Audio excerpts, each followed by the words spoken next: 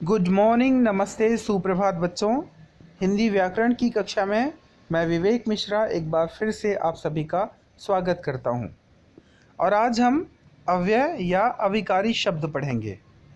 अव्यय या अविकारी शब्द किसे कहते हैं, सबसे पहले यह जानना आवश्यक है। तो आपको मैं बताना चाहूँगा, यहाँ पर स्पष्ट रूप से दिया भी गया है कि अ का मतलब होता है न हो या नहीं, जो न हो अथवा नहीं हो। फिर व्यय मतलब परिवर्तन अथवा खर्च, अर्थात जो व्यय न हो या जिसका परिवर्तन ना हो सके वह अव्यय होते हैं। ये तो इसका शाब्दिक अर्थ है। आइए इन वाक्यों को ध्यान से पढ़ते हैं।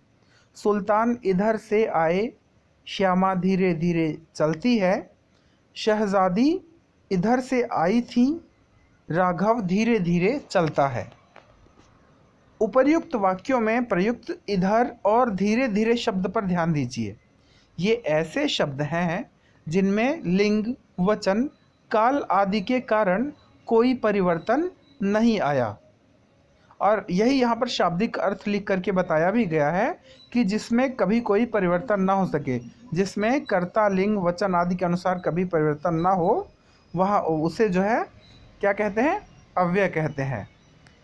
और यहाँ पर उदाहरण में भी यही बात लिखी गई है, यहाँ पर परिभाषा में भी यही बात लिखी गई है कि वे शब्द जिनमें लिंग, वचन, काल आदि के कारण परिवर्तन नहीं होता अव्यय कहलाते हैं। बात करेंगे यहाँ पर अव्यय के भेदों की। तो अव्यय के 4 भेद होते हैं और इन चारों भेदों को आपको बहुत ध्यान से पढ़ना है। आइए बात करते हैं भेदों की। पहला है क्रिया विशेषण, दूसरा है संबंध बोधक, तीसरा है समुच्चय बोधक और चौथा है विस्मयादि बोधक। यहाँ पर जो है एक डायग्राम के माध्यम से भी यह बताया गया है। ये बीच में अव्यय है और अव्यय के चारों भेद यहाँ पर लिखे गए हैं: क्रिया विशेषण, संबंध बोधक, विस्मयादि बोधक और समुच्चय बोधक। आइए अब हम सबसे पहले बात करेंगे यहाँ पर क्रिया विशेषण की, जिसे एडवर्ब भी कहते हैं इंग्लिश में। इसे बताने से पहले कुछ उदाहरण हम ध्यान से पढ़ेंगे। आज मैंने काम पूरा कर लिया। देश में चारों ओर शांति है। माधव जल्दी जल्दी बोलता है। पानी लगातार बह रहा है।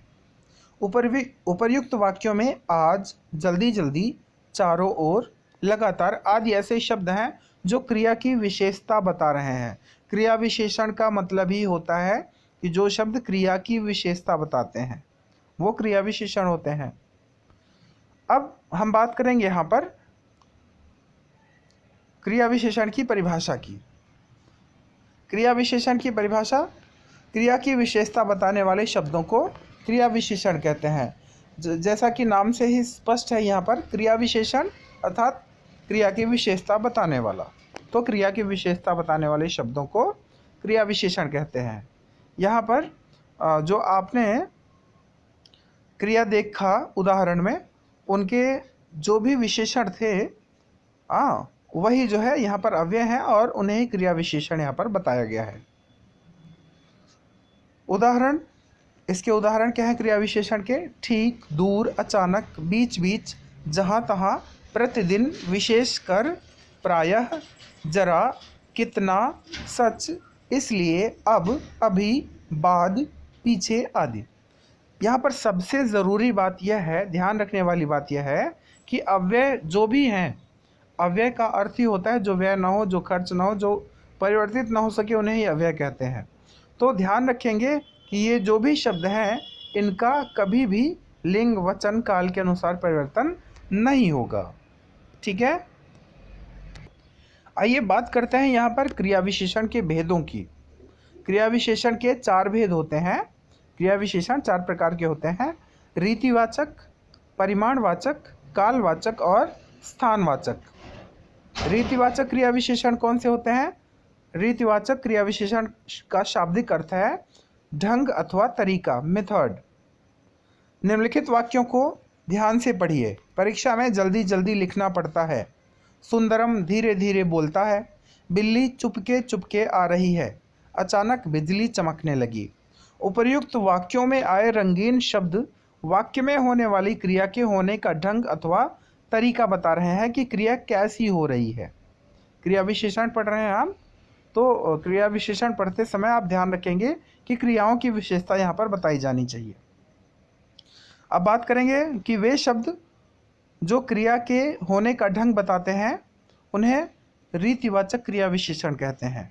तो हमने अभी आपको बताया रीतिवाचक क्रिया विशेषण के बारे में, और उदाहरण के तौर पर यहाँ पर आप यह भी हमेशा के लिए ध्यान रखेंगे कि शायद, नहीं, मत, अवश्य, सही, सचमुच, मानो, धीरे धीरे, परस्पर, फटाफट, चुपके चुपके, इस तरह के जो शब्द होते हैं वह रीतिवाचक क्रिया विशेषण के अंतर्गत आते हैं। अब बात करेंगे यहाँ पर परिमाणवाचक क्रिया विशेषण की, और परिमाण शब्द का अर्थ होता है मात्रा या क्वांटिटी। कुछ उदाहरणों के माध्यम से हम यहाँ पर देखेंगे परिमाणवाचक विशेषण के बारे में। बहुत खेल लिए, अब बस करो, इतना सामान पर्याप्त रहेगा, कम बोलना लाभदायक होता है, तुम्हें कितना समझाना पड़ेगा। ध्यान रखेंगे यहाँ पर मात्रा का बोध हो रहा है। इन वाक्यों में जो भी रंगीन शब्द हैं इससे हमें मात्रा का बोध हो रहा है, इसलिए यहाँ पर परिमाणवाचक क्रिया विशेषण होगा। यही यहाँ पर लिखा हुआ है कि उपर्युक्त वाक्यों में आए रंगीन शब्द वाक्य में होने वाली क्रियाओं की मात्रा बता रहे हैं कि क्रिया कितनी है, कितनी होनी चाहिए। इसलिए वे शब्द जो क्रिया के परिमाण का बोध कराते हैं उन्हें परिमाणवाचक क्रिया विशेषण कहते हैं। उदाहरण: कुछ, लगभग, थोड़ा, केवल, बस, अधिक, कम, जितना, ज़रा, चाहे। ये जो शब्द है ये परिमाणवाचक क्रिया विशेषण के अंतर्गत आते हैं। बात करते हैं यहाँ पर कालवाचक क्रिया विशेषण की। कालवाचक का अर्थ होता है समय, टाइम। अब फिर से हम कुछ उदाहरणों के माध्यम से इसे स्पष्ट करना चाहेंगे। मैं सवेरे घूमने जाती हूँ, यहाँ पर समय बताया जा रहा है। कभी कभी पत्र लिखा करो, यह भी समय है। अब तुम भी घूमा करो, तब तुम्हें पुरस्कार मिला था। तो ये यहाँ पर समय का बोध कराया जा रहा है, और यह लिखा है कि उपर्युक्त वाक्यों में रंगीन शब्द क्रिया के काल का ज्ञान करवा रहे हैं कि यह क्रिया कब हुई या हो रही है, इसलिए यहाँ पर कालवाचक क्रिया विशेषण होगा। और परिभाषा इस तरह से इसकी होगी कि वे शब्द जिनसे क्रिया के होने के समय का बोध होता है उन्हें कालवाचक क्रिया विशेषण कहते हैं। उदाहरण के तौर पर कब, तब, अभी और अब जहाँ पर आए वहाँ पर कालवाचक विशेषण होता है। ठीक है, आगे बात करेंगे हम यहाँ पर स्थानवाचक क्रिया विशेषण की। तो स्थानवाचक क्रिया विशेषण, स्थान का अर्थ होता है जगह या प्लेस। उदाहरण देखेंगे, भीतर आ जाइए, जगह का नाम है भीतर, अंदर आना। यहाँ दो किताबें यहाँ रखी हुई हैं, स्थान बताया जा रहा है कि यहाँ रखी हुई हैं। सामने प्रसाद बंट रहा है, कहाँ बंट रहा है वो स्थान बताया जा रहा है। बाहर एक आदमी बैठा है, कहाँ बैठा है, बाहर बैठा है, इसलिए यहाँ पर जो है स्थानवाचक विशेषण है। यही बताया गया है यहाँ पर कि उपर्युक्त वाक्यों में रंगीन शब्दों के माध्यम से क्रिया के स्थान का बोध करवाया जा रहा है, इसलिए यहाँ पर परिभाषा इस प्रकार बनेगी कि वे शब्द जिनसे क्रिया के होने के स्थान का बोध होता है उन्हें स्थानवाचक क्रिया विशेषण कहते हैं। जैसे उदाहरण के तौर पर कहाँ, कहीं, अंदर, बाहर, आमने सामने, ये शब्द जहाँ पर आए वहाँ पर स्थानवाचक क्रिया विशेषण होगा।